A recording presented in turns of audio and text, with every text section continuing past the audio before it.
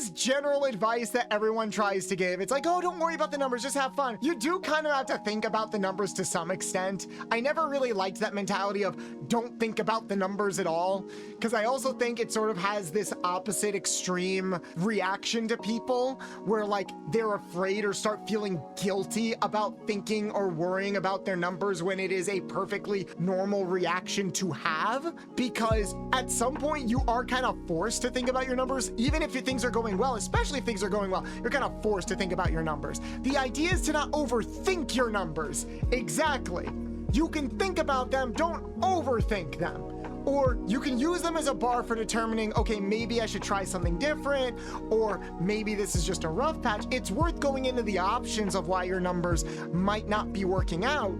But at the same time, I never liked the mentality of people that are like, don't think about them at all. I think you should be at least conscious about it, but don't let them dominate you. So how do you do that?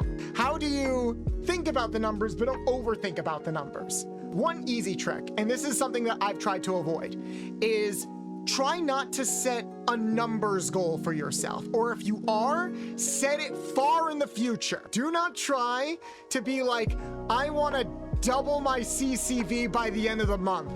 Don't do it, all right? You can set expectations for yourself, but you got to keep them in like a reasonable pocket, especially when hitting an average number fluctuation, that takes time. Unless you get incredibly lucky and blow up out of nowhere, hitting like a general like average cap takes time. It is important to think about numbers and be conscious of them, but they are not the be-all end-all of what makes or breaks your career. They are something that you can do to measure your journey, but they are not a defining aspect of your career or the quality of your content. There are so many people out there. I will watch their streams and be like, this is so fucking cool and creative. Why aren't people watching more? Maybe their content is incompatible with the algorithm. Maybe they're just starting out. Maybe they're shit at marketing themselves. It could be anything. That's step 2. Don't think that numbers are an indicator of the quality of your streams. Sometimes they can be, but sometimes you could be having a rough month. Maybe your schedule is inconsistent. There are so many other factors that go into that. The third and final bit of advice that I have for people is, if you are gonna focus on numbers, think of it like third on your list of things. Okay, then Bolts, what's the first one? The first one is events. The first one is content, okay?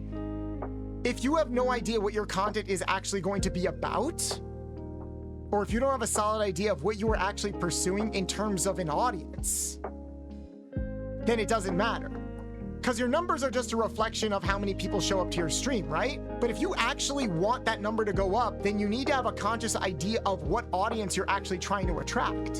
And this is a problem I see a lot of people run into, where they are so obsessed with the number that they're not thinking about the individual people that make up that number. There could be people that have like 40 or 50 average viewers, and if I go to them and ask them like, what does your audience comprise of? You know? Like if you could sum up your audience in like a sentence, what would it be? Or if you could sum up the audience that you want in a sentence, what would it be? And you'd be surprised at how many people cannot answer that question, because they're not thinking about the audience as a collective of individuals. They're thinking about the audience as a means for the number to go up. And look, if you're only obsessed with numbers, there are so many ways around that. And if you don't create a through line for like why people should be showing up, then why should they show up? You know? So that's why you gotta focus on the content itself, okay? Think of it like this. Imagine that your streams are you pitching a television show to a network. The network is going to care about numbers. The network is going to care about whether or not this thing will be successful. So you have to think about the numbers as well, because if you cannot sell your show to that network, if you cannot give them a reason to suspect that the show you're pitching to them will amass a big audience, then they're gonna kick you out because you're wasting their time. So you gotta think about like what audience your show is going to hit and realistically how big that audience is actually going to be. That's the way you look at it. You don't look at it from the perspective of the CEO that only cares about the numbers. You got to look at it from the perspective of the creator that is pitching the show, because the creator wants to do what they want to do. They want to make something. They want to make something cool. They want to get it out there and they want the funding for it. But they also got to sell it. You know, they also have to be able to reasonably break down and explain why this would be successful. And if you can't explain that to an individual, if you can't explain that to yourself, then you're basically going to be stumbling until you eventually figure it out. You're going to have the equivalent of a bunch of pilots.